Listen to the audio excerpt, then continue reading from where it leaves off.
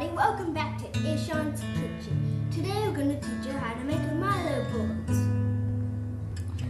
You need some Parle-G biscuits, 1 tin of Milkmaid, quarter cup of Milo, and desiccated coconut. I'm going to now crush the Parle-G biscuits and I'm going to see you guys in a sec.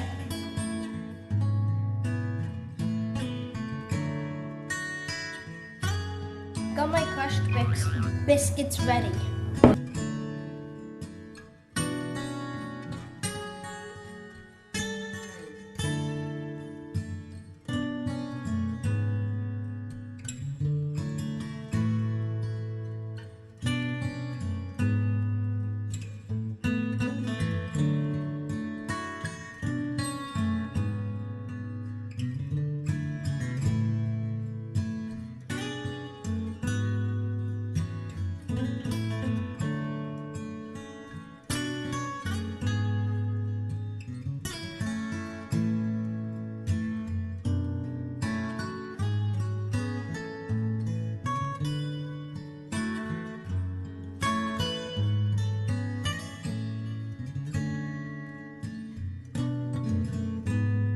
My Milo Balls are ready.